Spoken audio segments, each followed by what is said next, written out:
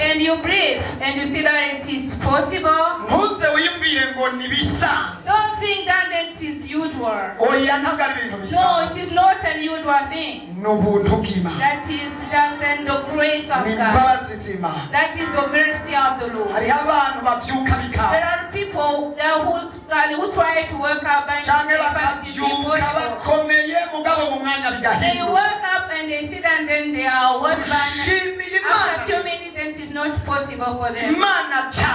And I thank God very well who allow you then to be in that situation. Then clap your hands for the Lord.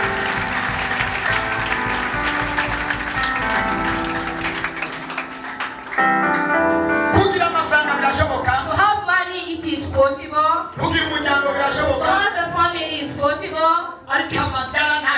But then to be worthy, that is not thing that you can have on your own. God has done something that is good more than others. To allow you then to be as you are. Just raise up your hand for the Lord. Hallelujah. We have your grace in this morning. We'll have a guest.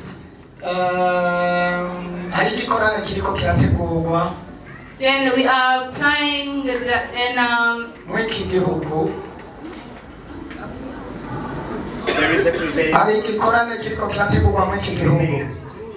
The crusade which is preparing in this country. Hanyuma rero hariho intumwa zaje kuba ziratangaza cyangwa zimenyesha abantu. Then there are apostles who are sent then to announce this then in this country. Kubera bariko baragendera amashengero menshi y'iki gisagara. Because then they are visiting then different churches in this town. Nta mwanya baronse gufatana natwe umwanya muremure. They don't have enough time then to be here rehearsed. Baca mu masengero bagatanga message bakaca baja mu They are yandi. passing in different churches and give the message and go away. Imbere y'uko rero tubandanya ibikorwa twariko turakora. Then before we going on, Reka duhe akanya gato abo bashitsi batubwire iyo message.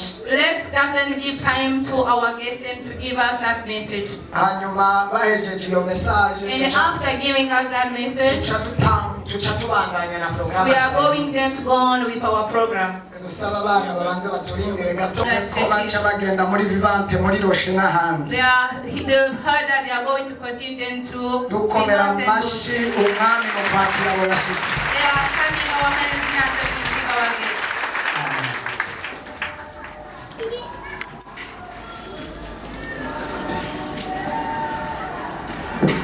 Good morning, everybody. What a pleasure to be in the house of the Lord. To be in a place where the name of Jesus is lifted high.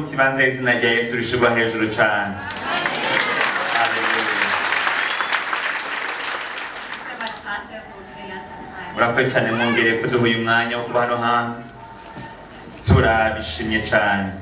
But I would like to introduce to you the crusade that is coming up. Ntagomba rero kubaha igikorane. It's on the 25th to the 26th. So this crusade is happening at the ETS Stadium Igikorane kizobera kuri ETS Kamenge murahazi. from the 25th to the 29th of August. Kuva 26 z'ukwezi k'umunani. And we are welcoming two evangelists coming from Hari America. abavugabutumwa bavuye muri Amerika. The first evangelist is Michael Seth Clifton Umwe yitwa Michael Seth Clifton. from Lambs of Living Fire Ava Ministry. ibango ry'umwagazi w'umuriro. And the second evangelist is Evangelist Jacob Eversole Uwa kabiri akaba yitwa Jacob Ederson. from World Harvest Ministry. Avuye mu ibango ry'umwimbu wo mu isi kwimbura abari mu isi bari mu byaha bakaza muri Kristo. So both of these evangelists have been trained by Evangelist Daniel Kolenda, Rero bose bateguwe cyangwa bigishijwe na uvugabutumwa Daniel Kolenda, and both of them have been ordained by Christ for All Nations. kandi bose baremewe mu ibango rya bonke ryitwa Span Christ for All Nations. So we are here today just to introduce to you that they are coming Rero turi hano ngo tubamenyeshe ko hari ikanyo kirategurwa bariko baraza and to invite you all to come. ndetse no kubatumira mwese ngo muzoshike. You are so welcome. Rero murahawe ikaze cyane.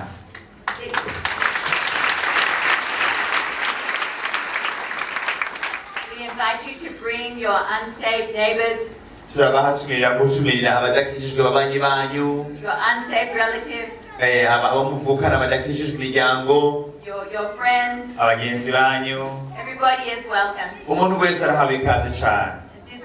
There are going to be many people saved. Hazoba abantu benshi bazokizwa, Many people will give their hearts to Jesus for the abantu first time. benshi bazokwakira Yesu mu mitima yabo ari irya mbere bamwakiriye. There will be miracles and healings, Hazoba ibitangaza no gukira indwara, and people's lives will be transformed. kandi ubuzima bwa benshi buzohindurwa. So we invite you to come and bring people and allow Jesus to touch your hearts. Rero turabemereye muzotumira abantu benshi muzoze mwemerere Yesu akore ku mitima yanyu.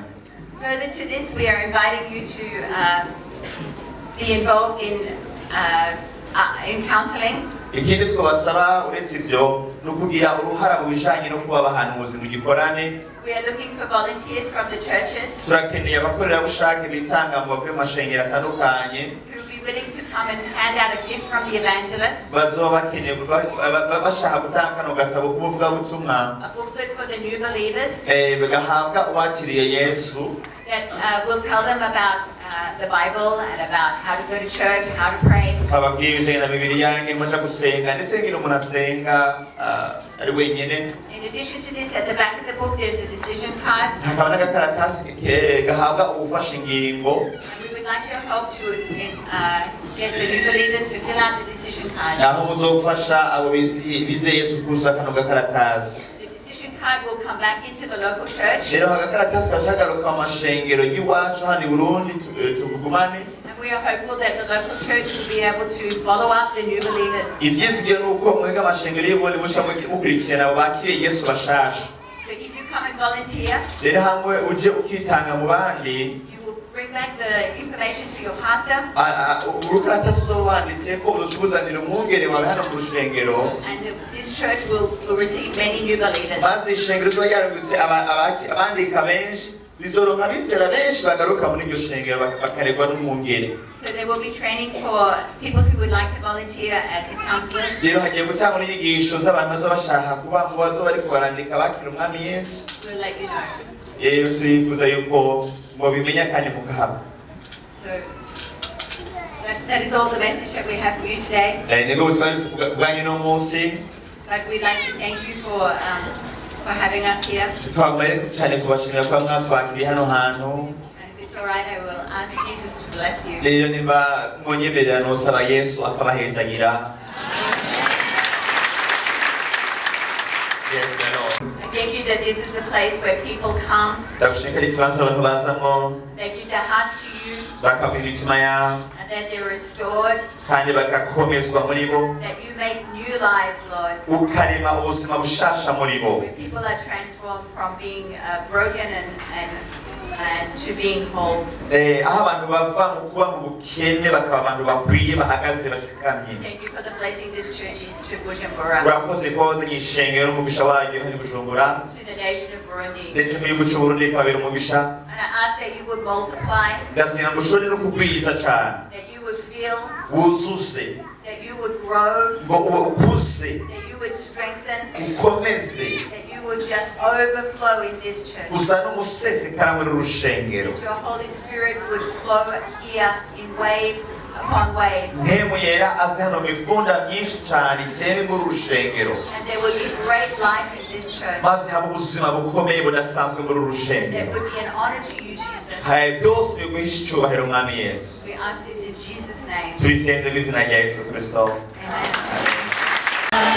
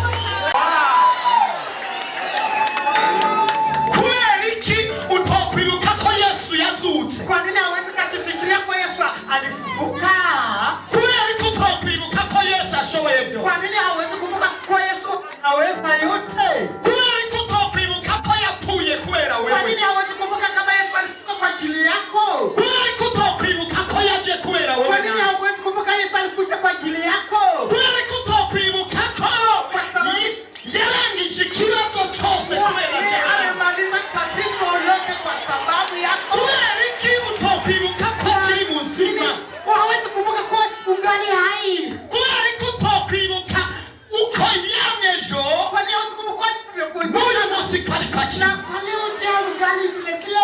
kwari kutokwiyumvira yuko uno musi ataryama atasinzira kubera wowe nanje kubera iki umutima mbona umenga ugomba gusohokemo kandi Yesu ari wawundi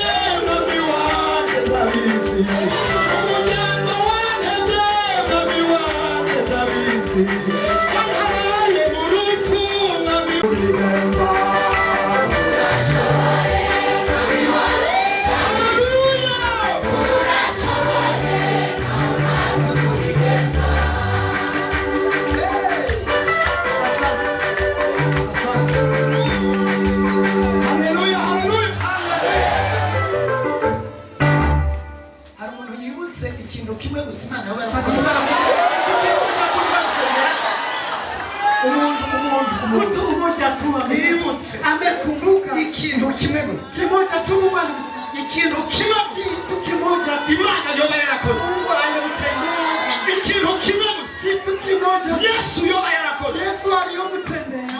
Jeni baza ko mutaracibuka neza. Nafikiria mtakumbuka vizuri. Ajewe mukona utizira mbabirutse. Nimepaka ngali wekimbia. Mbabirutse. Ikakuwa nimekimbia. Kuko jewe hari ibintu nibutse. Wanabikana mambo na kuvuka. Hallelujah. Amen. Hallelujah. Amen. Jewe nibutse basi ibyo reka basi nibuke jewe ndeke kwibuka ibyo wanje basi. Nisikumbuke kama mambo yangu. Nibuke ibyo nzi mwebwe Imana yabakoreye. Najua Mungu aliwatendea nyinyi. Reka mbere basi kuvya ange. Ataniambia basi kwa ange. Imana yamutabaye avuye ino agomba gupfa pia kimwe nanje rero. Soka hapa atakufa. Kubw'ijambo ryawe. Kupitia neno lako. Kubw'ijambo ryawe. Kupitia neno lako. Birahagarika amasasu ntasohoke mu nkono.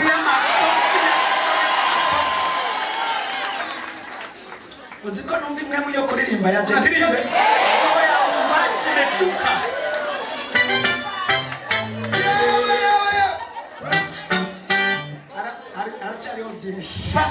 Arachariho programu numva imwe mu yo kuririmba ikirasi. Nasikia roho ya uimbaji kwenu mbele. Arachariho umwanya mwiza cyane. Akali muda mzuri. Reka tubandane n'ibikurikira. Atapendela mambo yafuatayo. Ariko nimba washitse mu iki kibanza. Lakini ikiwa umefika kwa nafasi hii. Nagomba ndagutangariza. Nataka nikutangazie. Yesu ari hano. Yesu yu mahali hapa. Yesu ari hano. Yu mahali hapa. Kama ndumva ubwiza bw'Imana. Nasikia utukufu wa Mungu. Ndumva Yesu yaje hapa. Nasikia Yesu tayari amefika hapa. Jambo la ine. Aradukunda gusumba wewe uko mukunda. Anatupenda zaidi sisi tunavyompenda. Aradukunda gusumba wewe uko mukunda. Anapenda sisi tofauti na sisi tunampenda. Jambo la tano. Akufisi umugambi mwiza. Anaupanga mzuri kwako. Zikono kumamvuga ibintu byinshi agufite. Ndasema mambo. Numva no kumamvuga imigambi. Sema mipango. Kristo Yesu agufite. Iko na utu yetu. Ngorane. Nuko ndabikubonera wowe utabibona. Mimi naona itu yako haujaona ya kwako. Ariko uyu munsi nawe ubibone mu izina rya Yesu. Yaone kwa jina la Yesu. Mani kuhumura amaso. Mungu akufungue macho. Usubire kubibona. Kurudi kujemera gose. Unaamini kweli? Na 99 n'ijana kujana. Ni 100 pana 99. Wewe urabizi. Wewe unajua hivyo. Ariko Yesu ndakwiyumva. Yesu wewe na kumudugiriza cyubahiro. Ukeneye utukufu zaidi. Yamwibutse Yesu. Namukumbuka Yesu. Fata kigira cyo cyane. Shika hiyo moja ya 10 yako. Jewe yo nibutse Yesu. Mimi nikikumbuka Yesu, naona ukwigumira hali ya kuzuba. Hata nibake kwa jua nipige. Niko ndumva ibyiwe gusa. Niko nasikia mambo yake. Naona bandi hali ya kuzuba. Nigena jua linanibarika nimgaga hapa. Jua linanipiga. Nori shakyo nhugutika ba. Nitakubali hiyo jato. Ndio tukubitwa n'izuba. Atari Imana tuko Urazingana mukubitwa n'izuba muri komero kamera. Sisi mnapigwa na jua muri ko muradandaza hiyo. Mnafanya biashara muri mu mamanzi. Muko katika sherehe. Muko kule na huko. Jua linawapika. ntimugende tena hamna. ari kuri mu nzu y'Imana Lakini ukiwa nyumbani mwa Bwana waje kuronka ibisumba bya bindi woronka hariya hantu pata zaidi ya ile ya hapa niba ibintu gutari nyinshi wihangana ya chutu ni nyingi vumilia. ibintu gutari nke Hii chuta ni ndogo ugereranije n'umuriro utazima ukilinganisha na moto usiozimika. kandi umuriro utazima ntimuwutinya Moto usiozimika ariko hari uri karatinya no gutanga lakini panawiko naogopa choto. icyo mugatinya umuriro Ingelikupasa uogope moto. haleluya Amena.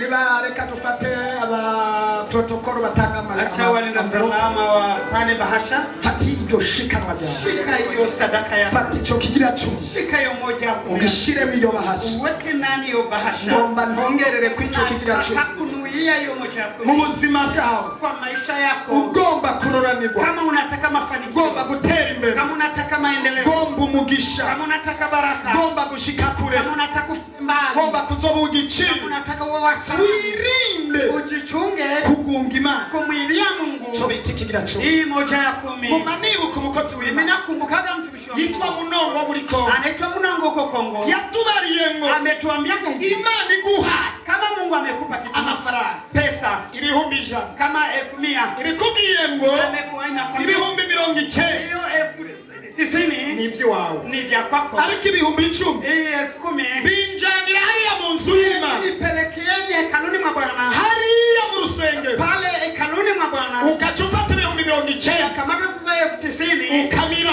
una meza. na bya bindi yakurungika ya Ile 10 ingine 10 ukamira una meza. Imana ni Oh, nyembazi Mungu ni wa rehema. kandi kuwambira ugasubira mu Mana mpamahera Na siku Jumatatu nakuwa kwa Mungu. kandi nibi Nipe vingine na vingine. ibyo yakurungika Na yeye bitashika alikupa ulete haufikisha. Imana tubabarire cyane Mungu atuhurumie zaidi. Imana dufashe cyane Mungu atuhurumie.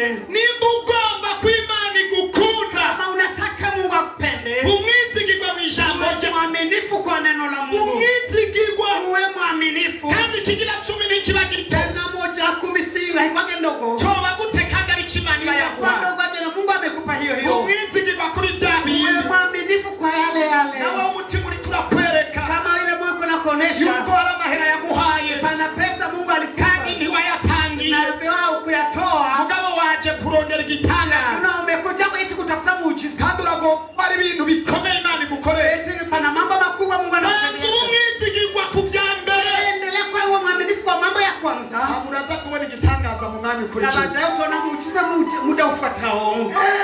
ejo sinabonye igitangaza Mimi hapa jana si unaona muujiza. turiko turasengera umuntu agwaye Wakati uko naombea mgonjwa, inzoka ikamuvamo nyoka ikamtoka ndani, ikagenda satu ikaenda. ntibayicenda Si wameuyaga hapa ara hayarembye amerewe nabi hapa mauti uchi. amasengesho Maombi amukuramo inzoka akamondoa ndani nyoka. iramuturumbukamo Ikatoka tubonera ikiragendagenda muri tembea tembea. itabayicira ngaha Wakaiwia hapa. Imana irahari ntayiha Mungu yupo au hayupo? kandi yari yarembye rwose Tena alikuwa mauti uchi. kandi iyo nzoka ivuyeho ikapfa Na hiyo nyoka ikatoka. yaciye abyuka bamuzi Alipita na mka kawa hai. erega abarozi barahari Warozi wanakuwaga. aha mu rusengero Na hapa kanisani wapo. aha barahari Na hapa ikanuni baje gupinza ibikorwa by'Imana pinga kazi za Mungu. ariko baraza kubona Imana iriko irakora Lakini wataona Mungu akitenda. ibyo bakora byose Yale wanafanya ibyo bafutera byose yote anafunulia yote. barabona ukuboko kw'Imana Wataona mkono wa Mungu. murozi we Murozi. pole sana Pole sana. kintu uza gukura hano Hautaondoa hano chochote. hari ubushobozi bw'Imana Hapa na uwezo wa Mungu. niba ubyizeye tera haleluya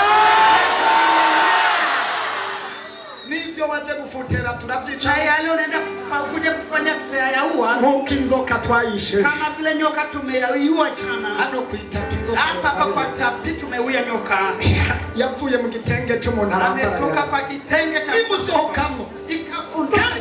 erega si bwo bwa mbere Si ya mara kwanza hii. mugatunguru nitwasengeye umuntu Katumro si tuliambia mtu akavamo yibungenze inda ikuze alikuwa na mimba. kaja kuri wakarebe bagapinda bakaburi Wakakosa mtoto. ibise biriko biraza Na iko na machungu kama bakaca baduhamagara amerewe nabi wakatuita iko mbaya. tuca tuja kumusengera Tukaenda kumwombea. avyara igikere Akavyara akaozaa na chura. kimwe bita inkara Kama kile banaita kikubwa. bimwe vy'amenyo kirasohoka Majini vikatoka. indi kiratubuka Na mimba ikatoka. acaba muzima Akakuwa hai. yatabawe n'amasengesho Amesaidiwa na maombi. erega Imana iri hano gukora ibitangaza Yuko hapa na tena ko yamejo kwa mateso kwa jana. n'uyu munsi ni kwa kile. Na kwa leo ndio alivyo. Usubire kugira ubwoba rero. Usiwe na hofu tena. Bali nashoboye. Mungu anaweza. Kugira neza mu buzima bwawe. Akutendee kwema kwa maisha yako. Nimba utaha ubushobozi bw'Imana atera iyindi haleluya. Namaze kumugeza bw'Imana. Hapa nimeshafika utukufu wa Mungu. Reka rero dusengere icyo kigira cyo. Atatuombee 1:10. Ituteba mu ico. Atukawie kwa haya. Twarabigishije. Tayari tushawafundisha. Nawe uri mushasha. Hata uko mpya. Waje hano. Umekuja hapa. Ikigira 10. 1:10. Ni kintu kimwe mu bintu 10 Imana yaguhaye. 10 Mungu alikupa. Ico ntuje. Hiyo sio kwako sile. Nimbuze hari ibintu 10 Imana yaguhaye. Hata na vitu 10 Mungu amekupa. Kuramo kimwe. Toa hiyo kimoja. Tandira Imana. Umtolee Mungu. Hapo uzobona umugisha. Hapo utapata baraka. Fata iyo envelope yawe. Shika hiyo bahasha. Mana nyaguhora ku ngoma. Bwana unaitawala. Yatongereye ku envelope. Tunanuia kwa hii bahasha. Jambo ryawe rirambarira ngo. Ndio la kwanza ni Ingero nziza itsindagiye. Kipimo kizuri yuzuye inyigisho. chenye kujama Niyo umuntu azohabwa mu cyo yateze. hiyo Mungu atakapewa iliyo. Twaje rero. Tumekuja sasa. Turaje. Tumekuja. Tugomba dutangire Imana. Tunataka tumtolee. Hezagira umuntu wese agiye kugutanga. Bariki mtu atenda kutolea. Mukure ku muvumo. Toke hapo alama. Umugisha. Umupe baraka. Nkuko ijambo ryawe Kama ribivuga. nako unavyosema. Sinovuga byinshi. Siwezi kusema mengi. Wavuze ngo uri nyuma y'ijambo ryawe. Sema uko nyuma ya Uriherekereshe. kufuatisha Ibitangaza n'ibimenyetso. miujiza na Natwe turasenga. na sisi tunaomba. Uyu muntu agutangiye. Huyu mtu anaenda Abona igitangaza. apate muujiza. Uhereye umunsi nyine. Tangu kwa leo. Kuba yinjiye aha. Kuwa ameingia mahali. Umugisha. Upe baraka. Ahabonera igitangaza. Aone muujiza. Ndagukomeye amashyi. Na kushangilia. Ugiye kumugirira neza. Unaenda mtendea Uyu muntu agutangiye ikidacu. kutolea moja kumi. Ibyiza byose. Mema yote. Umugisha wose. Baraka zote. Umunezero wose. Furaha yote. Haleluya. Amena. Ucumukurikiye. Umufuate. Byari byugaye byuguruye. Yale kumefungwa. Kuko ari ijambo ryawe ribivuga. Kama nilikuwa navyosema. Amen. Amena. Haleluya. Amena. Tangira Imana rero. Tolea kwa Mungu. Utiziganya. Usipojizuia. Iryo jwi uryumvire. Hiyo sauti uitii. Ntunigane n'ijwi. Usishindane na Reka sauti. duke wa muririmbyi mbona yaje. Yule mwimbaji ameshafika Reka tayari. nyaruke. Acha aje afanye haraka. Aririmbire Imana. Amwimbie Mungu. Aririmbire Imana mwaka Amwimbie kanya. Mungu kwa wakati huu. Natwe turiko. Umudamu we bamukira 800. Mke wake walimkatia 800 Kandi ntibashoboye kumukora kuko ntiyaronse amafaranga. na wakumtengeneza kwa kupata hela. Amujyana muhira we nta buryo na bumwe yari. Kumpeleka nyumbani kwa maana hakuwa na uwezo wote. Turifuza ko tuza kugira ikintu twokora kubwiwe. Tunatamani tutende kitu kwa ajili yake. Mwene data mama Keve bamwita Yule wanaita mama Virginia Virginia hapo jana. jana. Mudama akunda gutambanga. Ndio ule mama anapenda Korale Yesu kucheza. ni nyinshi. Kwa kwaya Yesu ni jibu. Ejo mu gatondo imodoka iramugonga. Jana asubuhi alifanya ajali na gari. Baca bamujana ku bitaro hariya kuri Prince. Wakampeleka hospital pale. Ejo yari yagiye muri koma. Hapo alienda katika chumba cha mauti. Yatobotse hano mu nda. Amepasuka hapa tumboni. Amagufa yaha yavungaguritse. Mifupa ilikuwa imevunjika. Bayikamubwira operasiyo yihuta. Wakamfanya upasuaji wa haraka. Ejo ntiyashobora kuvuga. Jana hakuweza hata kutamka. Turiruka turamusengera. Tukakimbia tukamwombea. Inyuma yaha aravuga Baadaye turaganira. akazungumza tukaongea. Baca bamujana muri operasiyo ejo baragize operasiyo. Wakamubeba katika chumba Ariko cha amagufa upasuaji. afise ikibazo. Lakini mifupa ina tatizo. Muze dukorera Imana. Njoni tumutumikie. Tukiri mwisi. Tungali hai Kandi dunia. tugifise inkomezi. Tungali na nguvu zetu. Hari ijambo yambwiye ejo. Pana neno huyo mama Niko niambia. ndamusengera ryakoze ku mutima wanjye. Nimwombea nikagusoma wangu. Akumbwira n'ingorane afise. Akaniambia na shida iko nayo. Yambwiye ngo numvise ijwi. Akaniambia nimesikia sauti. Ngo rimbarira ngo. Linaniambia hivi. Umuntu adeha Mtu anapumua. mu gikorwa cy'Imana.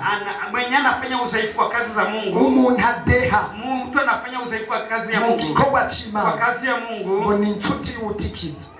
Ni rafiki ya ule anayeangamiza. Urumva iryo ryanteye ubwoba. Hiyo neno liniogopesha. Nta bindi yambariye. Hakuna neno lingine aliniambia. Nta bindi yambariye. Hakuna neno lingine aliniambia. Inshuti yanjye ntudehe. Rafiki yangu sio udhaifu. Nibaza iri jambo. Nilikuwa najifikia hiyo neno. Rigomba kwigisha twebwe. Linataka kutufundisha sisi. Aho kuvuga ko afise ingorane zindi. Hakuniambia iko na shida nyingine. Ijwi ryaguma rimubwira ibyo gusa. Tuko namwambia hivyo. Izo nguvu ufise. Hizo nguvu uko nazo ntudehe usiwe mu mzaifu gikorwa cy'Imana. katika kazi ya Mungu. Yesu adufashe cyane. Bwana Yesu atusaidie. Nibaza ko turangije cyangwa mu mwanya uza Bwana kuza swali tukimaliza muda ujao tutanga umusaada w'abo bantu tunaweza toa msaada wa watu wawili hao. tugerageze Tujaribu tutange basi tuze gucamo ku birumwe tumufashe igice huyo mwingine kipande mwingine kingine kugira ngo abari mu bitaro hirya no hino umwe ari mu bitaro mmoja yuko uwundi ari muhira mwingine yuko nyumbani. sinzi ingene turi mu Sijui bigenzi tutatenda, ariko Imana ize kugukora lakini Mungu aende kugira kukupa ikintu wokora ufanye chochote. abo bantu tubafashe Ili watu wasaidie. kugira ngo uri muhira aje kwa Ili muganga mwiko nyumbani aende uri kwa hospitali. muganga asiga aronke utuntu tumufashe Na ule mwiko kwa mganga apate tuta kusaidia. mbega sivyo Ndio. ibyo bintu sivyo Hiyo vitu si kweli. nutaho utakoze ikintu Usiende bila kutenda kitu. Yesu abaho umugisha Yesu awabariki. turangirize rero gato ku muririmbyi Constantin yari yadusabye Tumalize kwa mwimbaji anza kwa wagiye kwicara umeenda kuketi. nyaruka we wamubwira ngo ugiye kwa Yesu none ubu ukeneye ikina egera mubwire basi nakantu gatoyakanga vuga ndihuta ndafise inama yihuta nyarutsa bari nyarutsa banyirukanye ku ishuri narije ngo mugurane 200 byo kuriha bari banyerekanye ugenda ubwire wa Yesu wawe numvise ngo agira neza ugenda umubwire toka erega ni wasigaranye n'ukuri papa ni wasigaranye n'ukuri baho genda ubwire Yesu wawe numvise uvuga ngo Yesu ngo agira neza umwanya wose utera udukorasi ngo yangiriye neza uko niko yakugiriye neza toka yahona uraba amamiliyoni afise ku makonti reka nje kwa pasiteri basi ndabiko yogira nicyo mfashe Yesu ashimwe kazi aho ubona birakomeye karibu umwana wanje amayicaye kugenzwa n'amahoro reka si amahoro habe na ibikiga mu aho ubona banyirukanye ku ishuri kubera iki kubera minerivani 200 uwo nkundira basi tugasenga mwana wanje umenye ko ibibazo bidashikira wewe nyene ngaha mw'isi turi mu ntambara kandi si wowe wabitanguye kandi si wowe wimirije kubirangiza twosenga Imana yotabara maze iminsi 2 ntajya basingaburira hama dusenga nukuri imfungurwa ndaziguha ariko uze kumfasha dukore amasengesho kugira Imana igutabara sawa reka nihanga ihangane mwana wanjye Yesu arakuzi kandi ntabwo yagutaye nta nubwo yakwibagiye nawe ubona igeragezwa ryabaye ari nini nawe ubona atanzira ufise ariko ndakwinginze ngo wizere Yesu wenyine washobora kukugwanira niwe ashobora kugukira ihangane mwana wanjye erega kiguma kidondora mu ntacyo bitwaye nagomba ndakubwire ko iryo geragezwa atari wowe ufise igeragezwa wenyine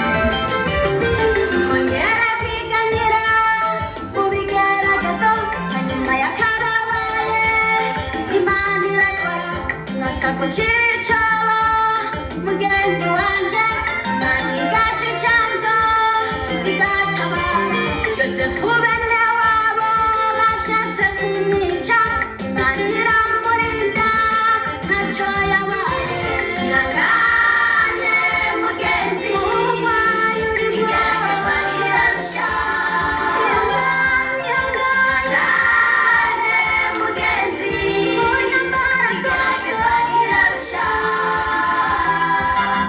zungura umubiri rikanwa amaraso umutima ukabyimba umubiri ugahabuka warabaye irya nino ukabura uhungira kuko muri ico gihe n'isafuriya ntikura ongera kwiganyira ku bigeragezo hanyuma yakarabaye Imana irakora mwasa ku cicaro mugenzi wanje Imana igaca icanzo igatabara Yozefu bene wabo bashatse kumwica Imana iramurinda ntacyo yabaye ihangane mugenzi igeragezwa rirarusha mugenzi